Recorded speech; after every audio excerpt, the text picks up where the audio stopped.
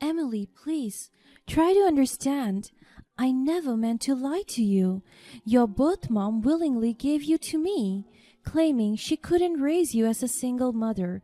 It was a difficult decision for both your father and me, but I couldn't bear to see you abandoned, so I chose to raise you as my own. I don't care. You took me away from my real mom. You wanted a perfect little family, and I was just a pawn in your game. That's not true, Emily. I never tried to manipulate anything. I fell in love with you from the moment I held you in my arms. Huh! More like you used me to fulfill your dreams of being a mother and a wife. I was just a convenient solution for you, wasn't I? Emily, please listen to me. I never wanted to deceive you. Yes, I wanted a family, but that doesn't mean I didn't love you with all my heart. You keep telling yourself that, but it doesn't change the fact that you lied to me all these years. I can't trust you anymore. I don't want you in my life. I am Rachel, and I've always been the kind of person who thrives on traditional values. As a 52-year-old woman, I have spent most of my life working as an elementary school teacher, cherishing the joy of nurturing young minds. My friends often describe me as dependable, caring, and perhaps a tad reserved. I was married to a man named Mark, and we raised a wonderful child together. My daughter Emily had been the center of my world for 25 years. She's grown into a remarkable woman, smart, ambitious, and fiercely independent. She's engaged to Jake, a kind-hearted and compassionate man who loved her deeply. Emily and I shared a unique bond, and I thought we had an unbreakable connection. But life had a surprise in store for me, one that would test the very foundation of our relationship. That day, my life took an unexpected turn. Mark was out of town on one of his business trips, and I received a text from him. He told me that Emily had found out about our little secret. The truth is that I wasn't Emily's birth mother. Years ago, when I just graduated from college, Mark and I were part of a really fun and big group of friends. One of them, Dylan, had a girlfriend named Veronica. Unfortunately, Dylan passed away in a car accident during his most beautiful year, and Veronica was left alone with Dylan's child. She was really depressed at that point because she didn't want to have a baby alone. When she gave birth to the child, she left it in our hands. Then she fled the city and cut all contact with us. Nobody knew where she went. That baby was Emily. I had never thought of Emily as someone else's child. She was, and still is, my daughter.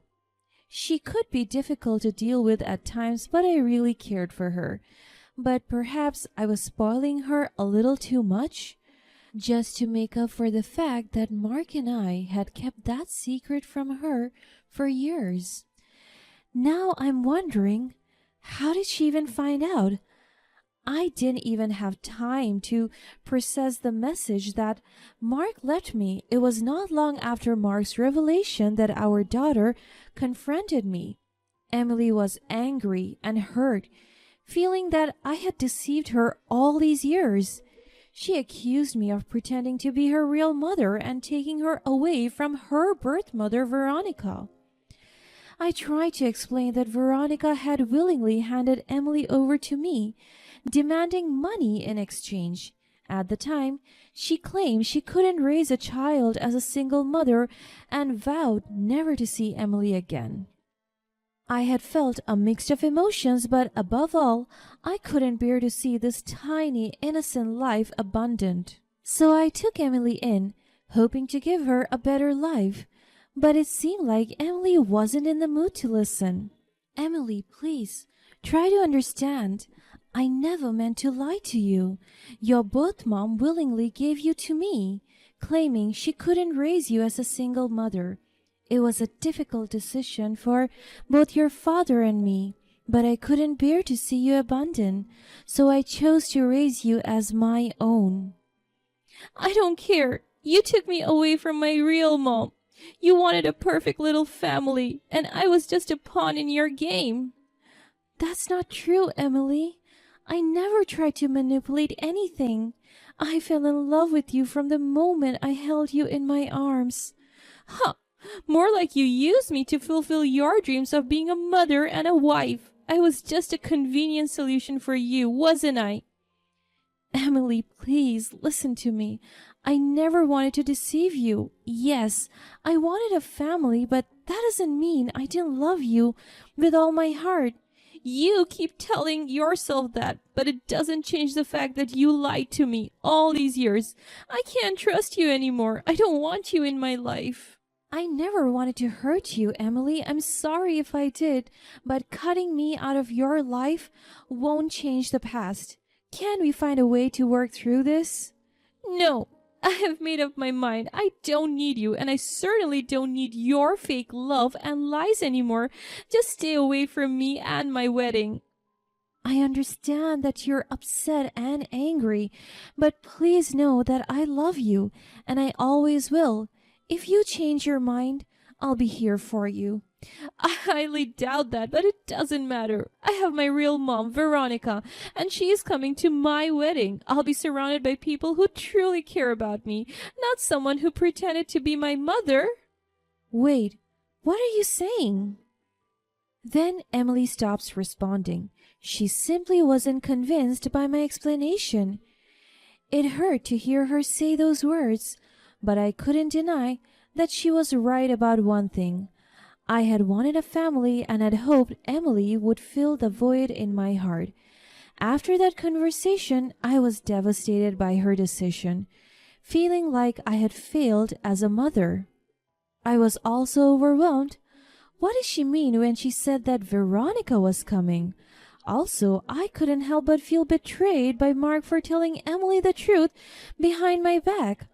I tried calling and texting Mark, but to my frustration, he didn't respond to any of my attempts. I thought I was going crazy because no one was explaining to me what had happened. Finally, someone reached out to me with the truth, but painfully, it was Veronica. Well, look who it is. The little saint who raised my daughter all these years. Veronica, is that you? Of course. What? You thought I was dead or something? Why are you back? It's been so long and you cut us out of your life. Oh, please, spare me the act. I'm back in town and I'm ready to take back what's rightfully mine. What do you mean? Emily is my daughter. I raised her as my own. You left her willingly all those years ago. Like I care about that now. I was young and stupid back then, but things have changed now, and I want my daughter back. You can't just barge in after all this time and claim her like she's some possession. Emily is a person with feelings and a life here. Oh, but it doesn't matter, does it? You see, your dear husband Mark has been on my side this whole time. Emily's going to believe everything Mark tells her. What? That's not possible. Mark would never betray me like that. Oh, he already has, darling. You were so busy playing the devoted wife and mother that you never saw it coming. Mark has always been secretly in love with me. No, that can't be true. Mark loves me. We have been through so much together. Please, Rachel, open your eyes. He never stopped loving me, even after all these years. And you know what's even more delicious? Our little Emily. She's Mark's daughter. What? That can't be true. You were with Dylan back then. He was supposed to be... Oh, please, Rachel, do you really think she looks like Dylan? Look at her and look at Mark. She has his dreamy eyes, don't you think? She's his daughter, not Dylan. How could you do this, Veronica? I needed someone to take care of Emily while I was gone, and you were all willing to play the part of the devoted mother. You're heartless, Veronica. To use me? To use Emily like this? How could you? Life isn't a fairy tale, Rachel. You should have known better. Oh, poor Dylan. He had no idea. Spare me the act, Rachel. You were so happy to be a mom. It's a good thing that he's gone because he would have been in my way to success. How could you say that? Oh, for God's sake, you're pathetic. I'm done with you here. Have fun living alone for the rest of your life. I felt like my heart was being ripped apart. The love and trust I had once shared with Mark now felt like a distant memory. In the midst of all the turmoil, I decided to cancel the payments I had made for Emily's wedding. It was a painful move, but I couldn't bring myself to support an event where I felt unwelcome. I had previously planned to use up almost all of the savings I had after years of working, just to make my daughter happy. Now that I realized she was not going to be around when I needed her, I was left feeling really insecure. I knew I needed to save that money for myself. Unfortunately, Emily was furious at my decision. She called me on the phone and was constantly accusing me of being petty and selfish. I tried to explain that it wasn't about revenge, but about coming to terms with my own feelings and trying to move on. Emily and Mark came to my door, hoping to reason with me and ask for financial help with the wedding. I stood my ground, refusing to let them in and calling the police to mediate the situation. It was hard to watch them leave, but I knew that I needed time and space to heal from all the hurt and betrayal. As the days turned into weeks, I struggled to come to terms with the new reality of my life. I felt lost and confused, wondering if I would ever be able to find happiness again. I confided in my close friends who offered their support and understanding, helping me navigate through the emotional turmoil. Unfortunately, Emily and her fiancé Jake faced challenges of their own. It turned out that I was the only parent who was willing to help them with their lavish wedding. His family was disappointed with the sudden cancellation of the payments, and they suggested the couple reconsider their union. After just a month after that, Jake decided to break off the engagement, unable to handle the complexity of the situation. Seeing Emily's relationship fall apart only added to my feelings of guilt and sadness. I knew that my actions had played a part in causing her pain, but at the same time I knew that I was not at fault. I only did what I needed to do. As the days turned into months, I embraced the support of my friends and focused on building a life for myself, free from the weight of the past. I realized that I needed to forgive myself for the mistakes I had made and let go of the guilt that had consumed me. I moved to a different town and started working as an independent educational advisor. That job allowed me the freedom to enjoy the beautiful landscapes of the small, picturesque town. Life has a way of surprising us, and it wasn't all darkness and despair. One evening, as I was taking a stroll in the park, I met a kind and compassionate man named Jay. He was a gentle soul, with a warm smile and a heart of gold. We struck up a conversation and soon found ourselves spending more time together. Jay brought laughter and joy back into my life, and I began to feel hope for the future. A few months later, I received an unexpected call from no one else but Emily. I was bracing myself for mean accusations and petty lies, but from the other end of the call, Emily was crying. "Mom, I don't know what to do. Dad and Veronica took all my savings and disappeared. Please help me, Mom. I am so sorry about what happened." "Emily, hold on. Calm down first. What happened exactly?" "They said it was for a business venture and convinced me to invest all my money. The wedding fell through, so I still had some savings." "Oh, God. I should have known better, Mom. I trusted them blindly, and now I'm left with nothing. I feel so stupid." "Emily, I'm sorry that happened. I don't know what to say."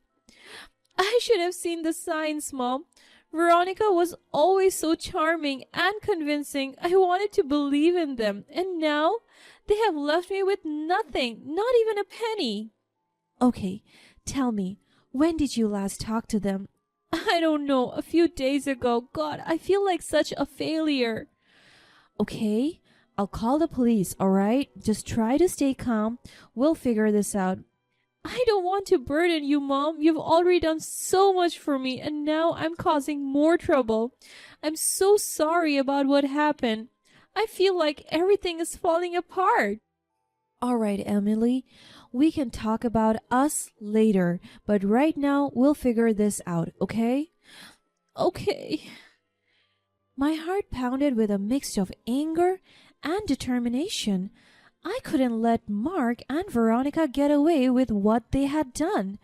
Jay came to my rescue just when I needed it the most. His connections in the airline business proved invaluable as he discovered that the treacherous duo was planning to catch a flight abroad.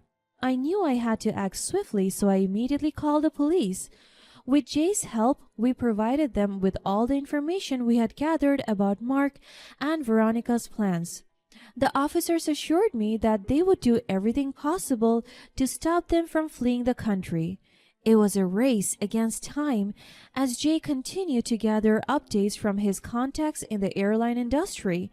I couldn't help but feel a glimmer of hope knowing that someone had my back during this harrowing ordeal. The weight of the betrayal and deceit crushed me, but I knew I had to remain focused on bringing them to justice. Hours seemed like an eternity as I waited anxiously for the police to act. My heart pounded in my chest with each passing moment, fearing that they would slip away before the authorities could apprehend them. Finally, the moment of truth arrived. Jay informed me that the police had managed to locate Mark and Veronica at the airport just as they were about to board the plane. A sense of relief and satisfaction washed over me, knowing that justice was served. With the police in control, Mark and Veronica were taken into custody. My hands trembled with a mix of emotions as I thanked Jay for his support. His love had proven to be a lifeline during this nightmare. As the news of their arrest spread, I felt a mix of emotions. Part of me was furious at their audacity and heartlessness, while another part of me was grateful for the swift intervention of the police. Knowing that they were behind bars, unable to harm anyone else, brought a sense of closure to the painful chapter of betrayal. In the days that followed, I focused on helping Emily heal from the emotional wounds caused by her father's betrayal. Over time, Emily and I started to rebuild our relationship. We had honest and heartfelt conversations, sharing our pain and regrets. Emily admitted that she had been overwhelmed by her emotions and that she had acted impulsively in the heat of the moment. She came to appreciate the love and care I had given her over the years and see that my intentions had always been genuine. She painfully admitted to me that she was acting like a spoiled brat, and she learned the lesson the hard way. She profusely apologized and promised to try and be a better person. As for me, I found love and happiness with Jay. We built a life together filled with laughter, love, and acceptance. He accepted me for who I was, embracing both my past and present. With Jay by my side, I finally found the peace and contentment I had been searching for all along. Who would have thought I found the love of my life in my 50s? Life had thrown me a curveball, but I had learned to navigate through the storm and find my way back to happiness. My journey was far from easy, but it was worth every tear shed and every painful moment endured. In the end, I emerged stronger, wiser, and grateful for the second chance at love and family. As I reflect on my life now, I realize that we can't always control the events that unfold, but we can control how we respond to them. I chose to embrace forgiveness, love, and hope, knowing that they're the keys to unlocking a brighter future.